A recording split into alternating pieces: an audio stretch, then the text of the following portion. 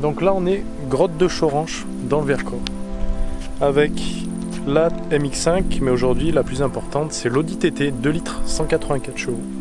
Exactement. Un bon mazou. Bonjour à tous et bienvenue dans cette nouvelle vidéo.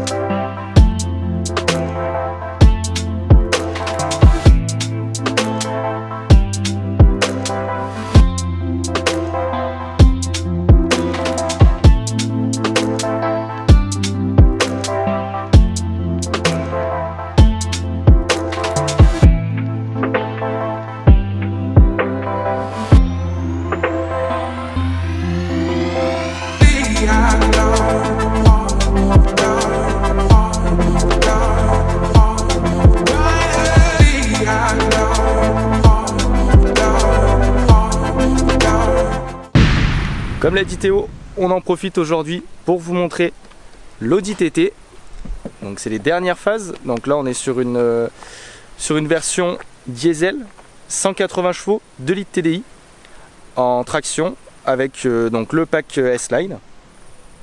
Mais avant toute chose, petit point historique sur l'Audi TT, parce qu'elle a une histoire assez peu probable et très peu de personnes la connaissent. Donc on vous fait un petit point historique tout de suite. Si je vous parle de TT, vous pensez à ça. Et pourtant tout a débuté ici, en 1957, lorsque NSU, un fabricant de motocycles, présente sa première automobile, la NSU Prinz. La même année, NSU remporte le Tourist Trophy, la célèbre course de moto se déroulant sur l'île de Man. Pour fêter cette victoire, NSU présente en 1965 une version plus puissante de la Prinz, la TT, en référence à Tourist Trophy. NSU sera ensuite racheté en 1969 par le groupe Auto Union qui deviendra par la suite Audi. Et c'est seulement en 1995 que Audi décide de redonner vie à cette auto en présentant le concept TT au salon de Francfort. Le concept est alors presque similaire à la version de série qui ne cessera d'évoluer avec le temps jusqu'à la 3e génération que l'on vous présente aujourd'hui. Donc voilà, comme vous venez de le voir à l'instant, TT pour Tourist Trophy. C'est-à-dire qu'il nous faut forcément une voiture agile, efficace, avec un bon châssis. C'est le principe même justement de cette Audi TT qu'on va vous présenter aujourd'hui. Là on n'est pas sur la version bien entendu la plus sportive, on est sur une version diesel, idéale pour faire des longs trajets, pour rouler tous les jours. Mais on tenait quand même avec Théo de la tester dans des routes de montagne pour voir si réellement en conduite sportive ça peut justement être quelque chose quand même d'assez amusant. Donc on va vous inclure dans la vidéo du coup nos ressentis et avant toute chose on va faire le tour de la voiture quand même pour vous montrer quelques détails et vous présenter l'intérieur, l'extérieur, tout ce qu'il y a à savoir. Donc alors pour commencer à l'extérieur, là on a des très belles jantes qui sont en 19 pouces, donc la monte 245 35 19. Elles sont très jolies, t'en penses quoi toi Jimmy de ces jantes? Moi j'apprécie beaucoup ces jantes. J'aime bien aussi, Je trouve que... elles sont classieuses en fait, c'est Audi, c'est classe je trouve. Puis sur cette voiture je trouve que les jantes participent vraiment au design global de l'auto. C'est vrai, ça va vraiment bien avec les formes un petit peu coupées à la hache de la voiture. Ensuite on passe sur la trappe à essence, donc typé alu mais bon c'est du plastique hein, où il y a marqué petit monogramme TT. Ça pour information c'est présent sur toutes les Audi TT depuis les premières générations. Par contre c'est dommage que ça soit en plastique et pas en alu. Bon après petit détail. Ensuite on a le béquet qui est relevable soit automatiquement à une certaine vitesse, soit manuellement.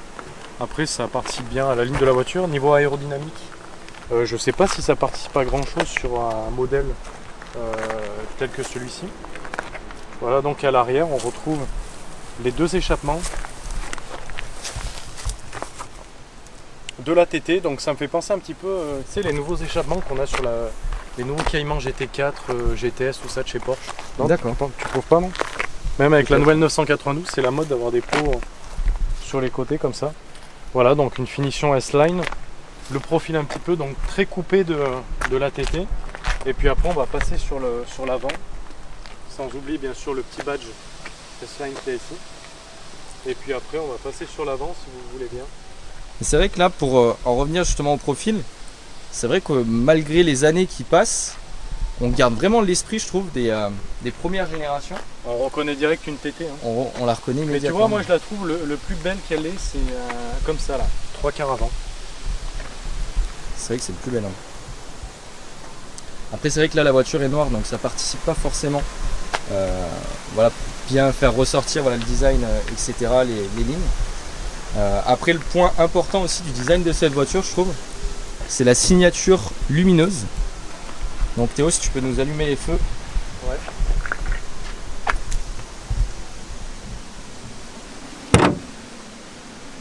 Ouais, se touche. T'as pas allumé les feux? Non, t'as ouvert le capot. Voilà. Donc la signature lumineuse et à l'arrière.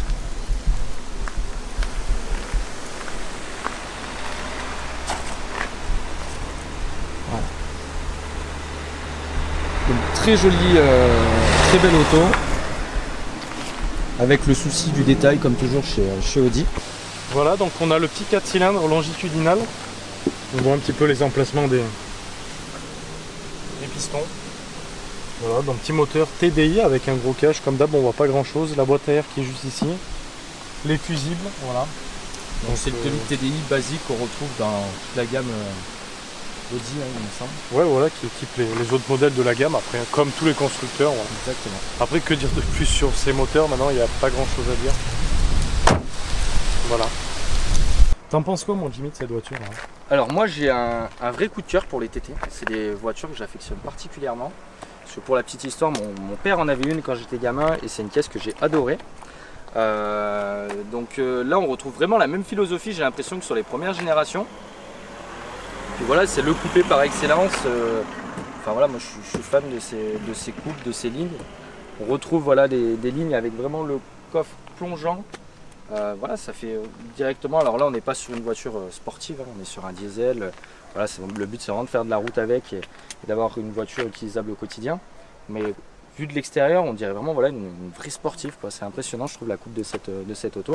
Et je trouve que Audi, sur cette génération, a vraiment travaillé le design et l'a rendu beaucoup plus agressif, notamment sur la face avant. Je vais y arriver. Donc j'aime beaucoup. Donc un des points assez particuliers sur cette génération d'Audi TT, c'est l'intérieur, parce que donc Audi a frappé fort sur cette génération là, et l'évolution qu'il y a eu sur cet intérieur, ils l'ont décliné ensuite sur toute la gamme Audi. Donc on va vous montrer tout ça. Donc voilà, ce qui est assez intéressant au niveau de cet intérieur, c'est principalement la planche de bord, donc où on n'aperçoit aucun écran, et donc tout se passe ici. L'écran principal du tableau de bord, donc seul le conducteur a le visuel. Donc c'est un peu ce qu'on retrouve même sur les hauts de gamme hein, du groupe. Donc on retrouve même sur les Lamborghini, hein, c'est le même écran, sur les Huracan, etc. Donc où on a toutes les informations qui apparaissent.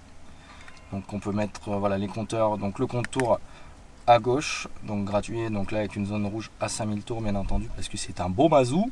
À droite, donc on a le compteur de vitesse gradué jusqu'à 300. Je suis pas sûr qu'elles les prennent, mais non, ça va être compliqué. Je pense pas qu'elles les prennent. Donc là, on a toutes les informations, la conso moyenne, la température.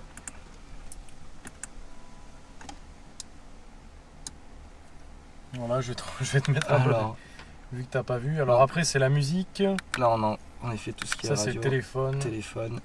Et la map. La belle carte. Bon, après, là, on est un petit peu perdu. On est en cul-de-sac, donc on voit pas grand-chose. Mais sinon, voilà un petit peu ce qu'on peut faire avec la voiture. Donc tout se dirige. C'est un vrai ordinateur, quoi. C'est impressionnant. Tout se dirige, quoi, avec le volant, et c'est hyper appréciable. Après, bien sûr, le passager peut quand même régler. Putain de mouche. Il peut régler quelques informations là-dessus. Et puis après, on a les systèmes de ventilation qui se font directement sur les buses en fait. Ça, j'adore le petit écran au milieu des buses d'aération. Donc là, tu vois la clim, tac, la température. Là, vous avez donc les degrés réglables directement à ce niveau-là. Donc, c'est pas une bizone, hein, c'est une monozone. Une monozone. Une ozone. Ozone. Ouais. Et puis après, on retrouve quoi? Donc, ça, c'est le sélecteur de mode. D'ailleurs, je le dis. on verra après dans l'essai routier que les modes, je trouve que ça sert pas à grand chose sur cette voiture. D'accord. Ensuite là, le start and stop, l'ESP, l'anti-patinage qu'on peut désactiver, les warnings et le béquet qu'on peut relever ou descendre. Après là c'est pour démarrer la voiture, là c'est pour gérer le son et changer de radio. Tac, donc là c'est les boutons navigation tels, des fois je bug comme ça là. Radio, média, voilà c'est tout ce qu'on retrouve sur le volant. Le petit frein à main, un petit emplacement pour la clef qui est bien sûr comme ceci la clé. Ça c'est important de le montrer parce que c'est le design du gilet, je trouve c'est important. Donc Théo contorsionniste acte 1. Bah en fait c'est impossible quoi, regarde. Clairement les places arrière donc c'est vraiment fait pour des enfants et encore il faut vraiment que ce soit des petits enfants quoi. Ouais parce que non mais niveau toit c'est impossible quoi en fait. C'est surtout au niveau du toit. Rappelle-nous combien tu mesures Théo. 1m83 pour être précis. 1m83 pour être précis et donc il touche au niveau du toit, Ben, dos courbé. Si je me mets dos contre je suis comme ça. Voilà. Donc Oubliez si pas vous une avez 4 places, voilà, si vous avez de l'utilité des places arrière, oubliez l'Audi TT. C'est vraiment voilà le coupé par excellence. C'est affreux. Affreux. Ah oui aussi pour ceux qui nous suivent pas sur Instagram, vous êtes peut-être sans savoir que... Déjà abonnez-vous si vous ne nous suivez pas. Bah déjà abonnez-vous pour être au courant parce que regardez ce qu'on a acheté, enfin ce que Jimmy a acheté. Un petit drone, un DJI, Un petit Mavic Mini combo. Donc pour vous faire de jolis plans. Voilà, donc on va tester ça immédiatement. Voilà. Au fait, pareil, deuxième anecdote pour ceux qui ne nous suivent pas sur Instagram, le lien est juste en dessous de la vidéo et puis il s'affiche là en bas. Pour ceux qui ne savent pas, j'ai vendu la Porsche qui est partie ce lundi, donc là on est samedi, qui est partie lundi, donc voilà, place à la nouvelle voiture. J'ai déjà signé le bon de commande, donc c'est une voiture d'occasion qui n'est pas neuve, j'ai déjà signé le bon de commande et puis on va aller la chercher. Puis on l'a annoncé sur On l'a annoncé sur Instagram en plus, quelle voiture ça a été, donc tant pis pour vous. Vous la verrez bien sûr en vidéo quand elle arrivera. Donc là on vient vous faire la partie blabla, vous présenter la voiture. Maintenant on passe aux choses sérieuses, on va aller essayer cette auto. Donc dans un premier temps, Théo va la conduire, moi je vais prendre la MX5. Ensuite on va échanger, comme ça chacun va donner un peu son ressenti. Parce qu'on n'aura peut-être pas du tout le même point de vue, mais au moins c'est intéressant d'avoir les deux. Et donc vous allez voir tout ça tout de suite. Alors comme vous pouvez le voir, j'ai mis mes petits gants Flamingo aujourd'hui dans la TT. Déjà ce qu'on peut dire avant de parler de la conduite, déjà la position, on est super bien installé. Le siège se règle très bien. Qu'est-ce qu'il y a à dire sur cette position ? Alors là, pour tout vous dire, moi je mesure un peu plus d'1m80, donc j'ai tiré le volant et je l'ai levé au maximum. Donc voilà, là je suis comme ça, je suis assez près du corps, le volant est assez près du corps.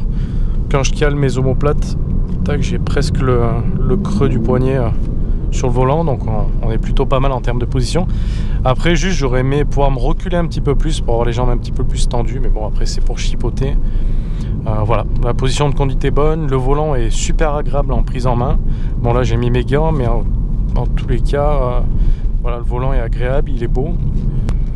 Ensuite en termes de comportement, cette TT, alors qu'est-ce qu'elle donne? Ne vous étonnez pas sur la chaîne, donc c'est un TT diesel, hein, c'est un TT 180 chevaux.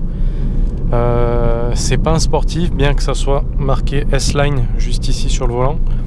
Voilà, donc c'est juste une finition, mais en tout cas on voulait voir un petit peu si on pouvait prendre du plaisir avec une belle voiture qui soit Mazou bien entendu, mais qui soit pas forcément, qui a pas forcément été créée pour être une sportive, mais avec laquelle on peut très bien rouler tous les jours et se faire un petit peu plaisir avec, parce que mine de rien elle a 180, un peu plus de 180 chevaux comme on vous l'a dit, elle a pas mal de couple et du coup c'est très agréable ce moteur 2 litres. Au niveau des suspensions, donc je les trouve un poil fermes pour l'utilisation qu'on en a de cette voiture, mais sinon après l'empattement est court, ce qui fait que c'est une voiture qui est, je trouve, qui est assez légère au niveau de la conduite. Le volant est pas très lourd, Bon, après c'est sûr que si on attaque un petit peu avec la voiture, on ressent vite les limites, hein. Donc du coup là, c'est vrai qu'elle n'a pas été faite pour ça, mais en tout cas elle est agréable. Après, je vous cache pas que les modes de conduite, donc là je suis en mode, alors je vais vous dire, là je suis en mode auto, donc ça gère tout seul le mode de conduite. Après j'ai été en mode, alors j'avais testé le mode confort et le mode dynamique. Donc le mode confort, voilà, c'est le mode tranquille juste avant l'écho, et le mode dynamique c'est le mode sportif chez Audi. Honnêtement je sais pas, peut-être les connaisseurs si vous pouvez me dire, parce que j'ai testé les deux, je vois pas une grande différence entre les deux, notamment dans les limos, j'ai testé un petit peu, mais ouais, j'ai pas vu de grande différence. En tous les cas elle est super sympa.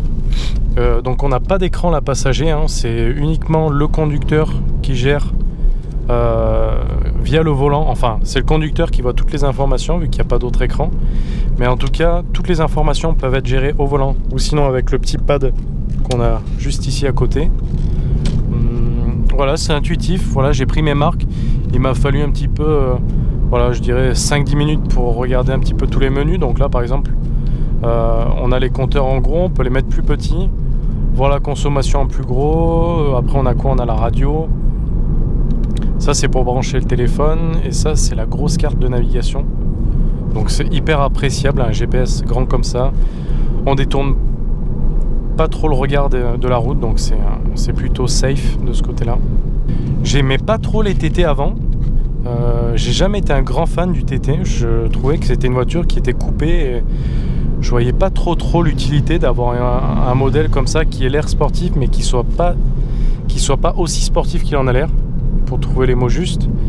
Mais finalement en voiture tous les jours, déjà ça a une coupe, c'est magnifique je trouve. C'est hyper agréable à conduire. Pour deux personnes c'est super. Par contre derrière, oubliez à part des enfants, hein. Les adultes ne peuvent pas rentrer à l'arrière. Mais sinon pour tous les jours en diesel en plus, même en allant à la pompe vous avez le smile, parce que le gasoil n'est pas cher en ce moment et il est toujours en dessous du 95, donc profitez-en. Mais je trouve un petit côté sportif quand même cette voiture, c'est agréable. Petit réglage avant départ.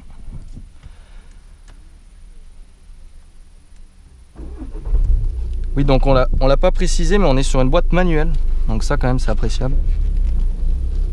Donc, regardez l'autre Théo là, avec ma MX5, prends-en soin, hein.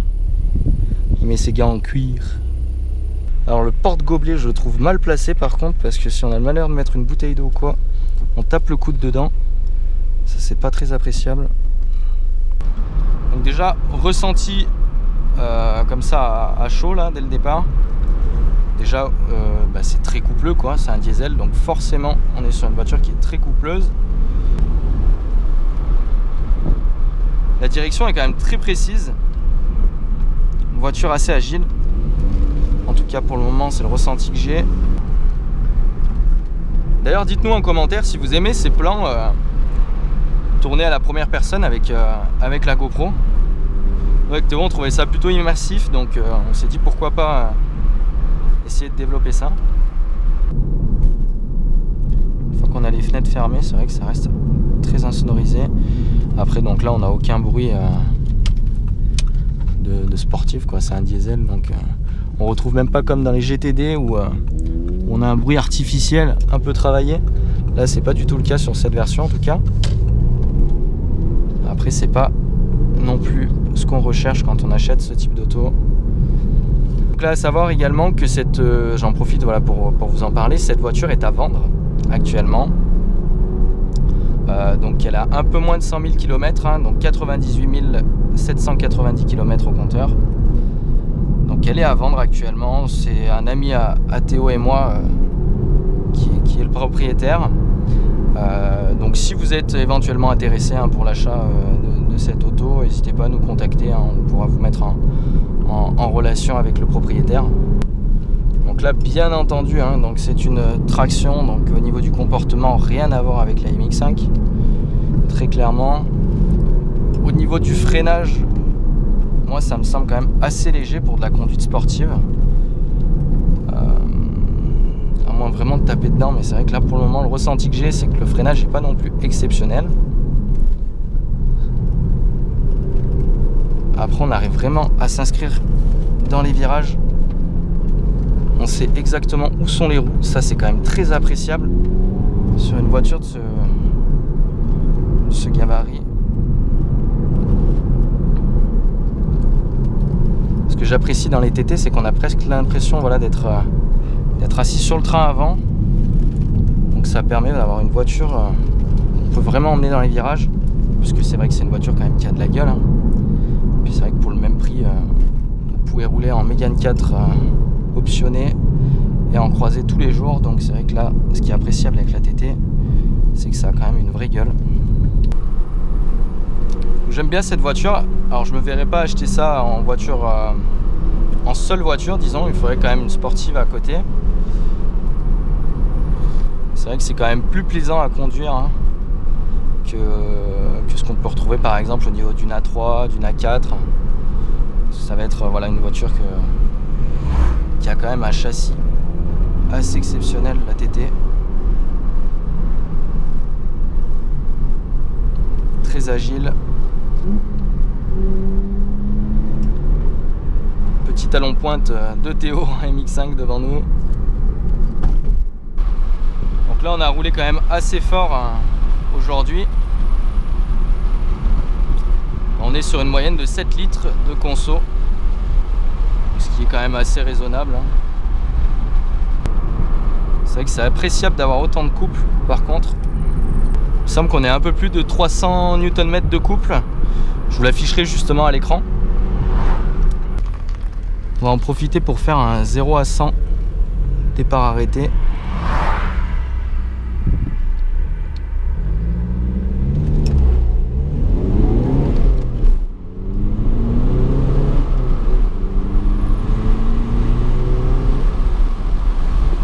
Voilà. Donc ça reste quand même très convenable hein, pour l'utilité qu'on a normalement de cette voiture. Donc, petit bilan de mon ressenti sur cette Audi TT. Assez agréablement surpris qu'on arrive quand même à avoir quelques sensations malgré cette motorisation. Le fait que ce soit voilà, une simple traction alors que c'est plutôt réputé les TT voilà, pour le système quattro. Donc assez agréablement surpris de ce côté-là.